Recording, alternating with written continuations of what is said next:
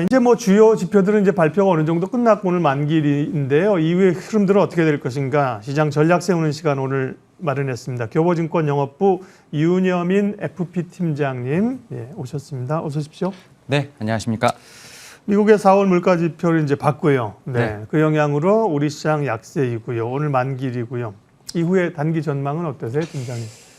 일단은 말씀하신 것처럼 오늘 좀 많은 일들이 좀 일어나고 있죠. 네. 그래서 사실은 이제 소비자 물가지수 관련돼서도 좀 어떻게 보면 전망치보다는 낮지 않을까라는 예상을 했었지만 좀 예상치보다 웃돌았던 부분도 있고 또 이런 부분을 해서 좀 많이 지수가 좀 급락이 나왔죠. 그리고 오늘 또 때마침 또 옵션 만기일이다 보니까 사실 좀 지수의 변동성이 상당히 큰 모습을 좀 보여주고 있는데 다만 좀 우리나라 증시 같은 경우는 미국 증시에 비해서 그래도 그나마 좀 버티고 있는 모습을 좀 보여주고 있다라고 좀 말씀을 드려보도록 하겠습니다.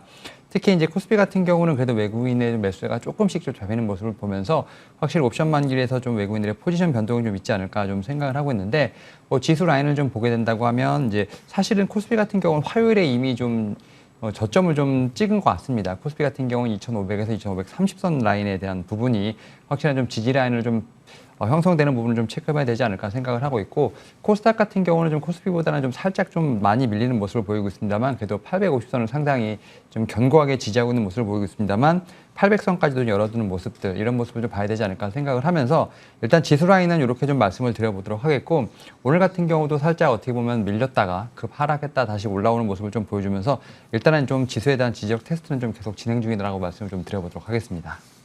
지지력 테스트 구간이다. 그 말은 솔직히 얘기하면 쉽게 좀 강하게 오르긴 좀 어렵다. 이렇게 좀 들리네요. 네. 일단은 말씀하셨던 것처럼 네. 지금 당장의 어떤 V자 반등, 네. 우리가 예상했던 그런 반등은 사실 쉽지 않다라고 좀 예상이 들고 있습니다만 네.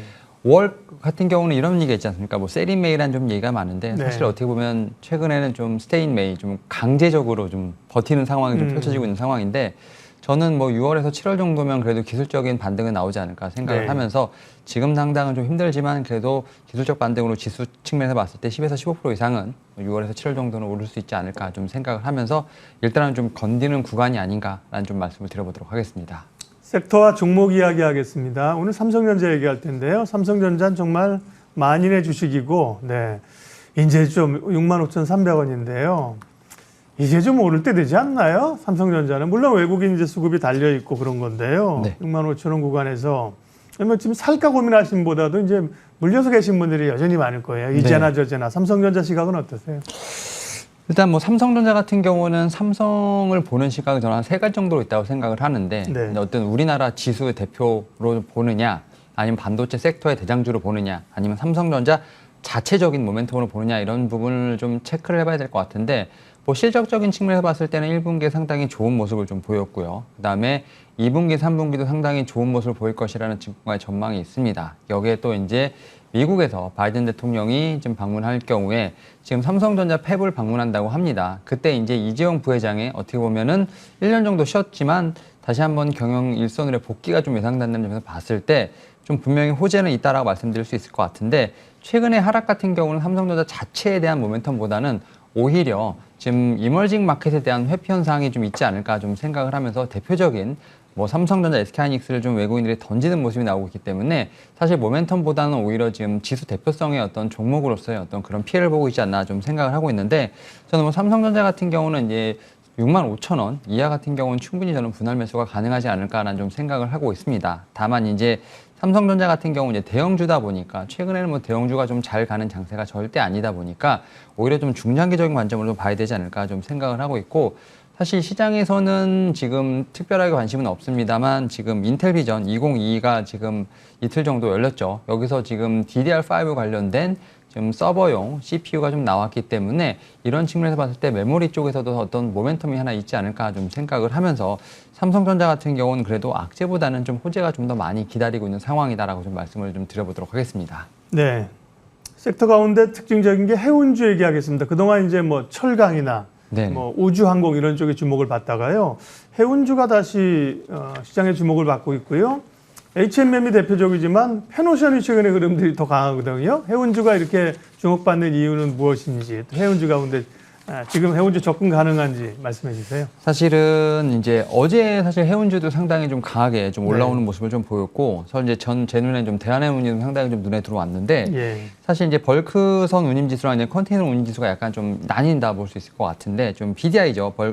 이제 발틱 운임지수 같은 경우도 상당히 좀 우여곡절이 많았습니다. 어떻게 보면 작년에 코로나19로 인해서 상당히 높게 올랐습니다만, 최근 4개월간 좀 75% 상당 급락한 모습을 좀 보였죠. 뭐 코로나19 좀 장기화에 대한 어떤 그런 수혜를 거의 다 반납하는 모습을 좀 보여줬는데, 사실 이제 중국이 약간 좀 그런 역할을 좀 했던 것 같습니다. 중국이 뭐 2월까지 좀 철강 생산 규제를 이어가면서 물동량이 크게 줄었다는 점, 이런 점에서 4개월 동안 좀 비대할 지수는 많이 줄었습니다만, 최근에 이제 우크라이나 사태로 인해서 지금 유럽에서 러시아에서 수입하던 석탄을 좀 다른 국가로 해상 운송으로 좀 받는 어떤 그러한 좀 어떻게 보면 그런 라인이 좀 돌아가고 있는 부분들, 여기다 또 이제 브라질의 철광석 규모가 좀 확대되는 부분으로 인해서 다시 한번 좀 BDI 지수가 좀 반등하는 모습을 좀 보여줬고, 이러한 측면으로 봤을 때 뭐 벌크 선사에 대한 어떤 상당히 좀 주목이 되고 있다, 이런 측면에서 봤을 때 펜오션 관련된 부분들이 상당히 지금 증권가에서 좀 많이 얘기가 나오고 있습니다.